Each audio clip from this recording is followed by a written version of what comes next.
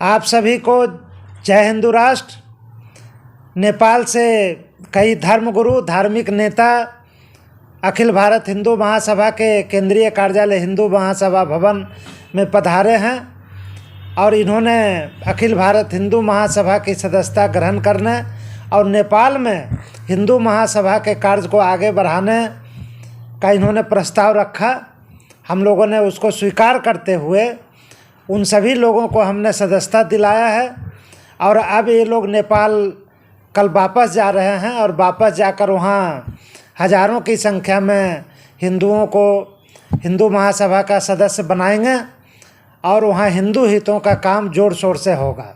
इन लोगों ने हमें ये कहा कि नेपाल में कम्युनिस्ट पार्टी की सरकार है, उसके कारण हिंदुओं की अनदेखी हो रही है, हिंदुओं को प्रताड़ित किया जा रहा है, इसलिए वहाँ हिंदू महासभा जैसे संगठन की आवश्यकता है जो कि हिंदुओं के हितों के लिए मजबूती से कार्य कर सके।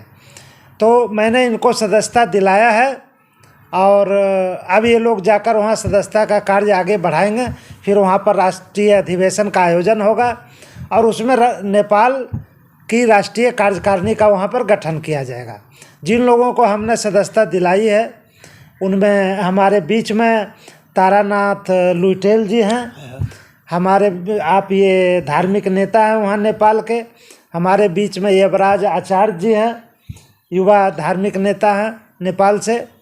और हमारे बीच में आप वेदराज आचार्य जी हैं, ये धर्मगुरु हैं नेपाल से।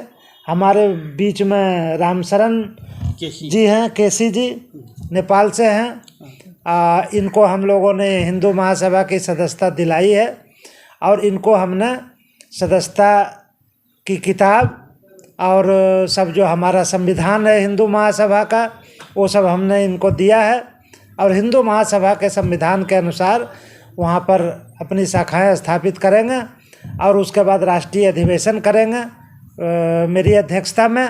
और फिर हम वहाँ जाकर के नेपाल में और नेपाल के राष्ट्रीय कार्यकारिणी की घोषणा करेंगे और फिर हिंदू महासभा वहाँ के हिंदुओं के हितों के लिए कार्य करेगा और नेपाल को फिर से हिंदू राष्ट्र बनाने के लिए हिंदू महासभा वहाँ प्रचंड आंदोलन करेगा, हिंदुओं को जोड़ेगा और नेपाल को फिर से हिंदू राष्ट्र बनाएगा। नेपाल को पुनः हिंदू अधिराज्य बनाने के लिए तमाम जो हिंदुस्तान में रहा हुआ संपूर्ण ओमकार परिवार, संपूर्ण हिंदुओं को इकट्ठा होकर हम संपूर्ण हिंदुस्तान के साथ और समर्थन पाने के लिए हम अखिल भारत हिंदू महासभा में जुड़ा हुआ है। और हमको ये बात भी अवगत है कि ये सबसे पुराना और सबसे पहला संगठन है और नेपाल को हिंदू अधिराज्य बनाने में और भारत को हिंदू राष्ट्र बनाने में अगर ये बना सकता है तो यही अखिल भारत हिंदू महासभा बनाएगा और किसका भी ताकत नहीं है। नेपाल सनातन कालदेखिको हिंदू राष्ट्र हो। यो आज हाम्रो पहिचान नेपालमा हाम्रो जुन मूल थलो नेपाल हिंदू वैदिक सनातनको धर्म रक्षति रक्षित नेपाल जननीं वन्दे वसुधां धर्मधारिणीं सर्वदेव महिं शांतं भुवैकुंठ स्वरूपिणीं। जय हिंदू राष्ट्र। हमारे परम आदरणीय हमारे राष्ट्रीय अध्यक्ष मुन्ना कुमार शर्मा जी, साथ में वेदराज आचार्य जी और हमारे नेपाल से केसी भाई जी, नोटिया जी, ये जितने भी लोग हैं इन्होंने हमसे संपर्क साधा, हमने इनसे संपर्क साधा और जो सदियों से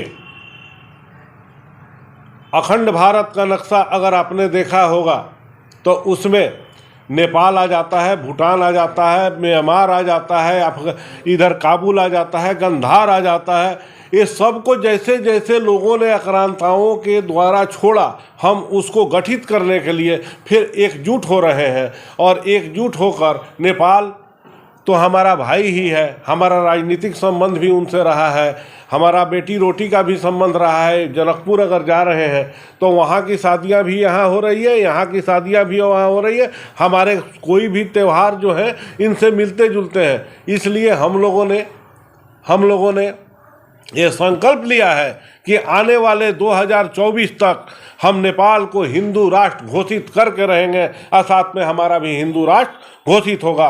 राष्ट्र कायम गर्नको लागि हामी यहाँ आएका छौँ। त्यसको लागि हामी सम्पूर्ण एकता भई आबद्ध भएर नेपाल र भारत सम्बन्ध एकता कायम गर्दै आजको पत्रकार सम्मेलन वर्षदेखिको हिन्दू नेपालमा ओमकार परिवार है। आज हामी धर्मनिरपेक्षता भएको कारणले ओमकार परिवारलाई समेटेर नेपालमा पुनः हिन्दू राष्ट्र कायम गर्नका लागि नेपाली जनताहरू सब जागरुक हे र सङ्गठन विस्तार गरेर नेपालमा हिन्दू राष्ट्र कायम गर्नका लागि हिन्दू महासङ्घ स्थापना हामीले गरेका छौँ र यही दिल्लीमा यहाँ आएर यस अखिल भारत हिन्दू महासङ्घमा को प्राङ्गणमा उभिएर बसेर आज पत्रकार सम्मेलन गरेर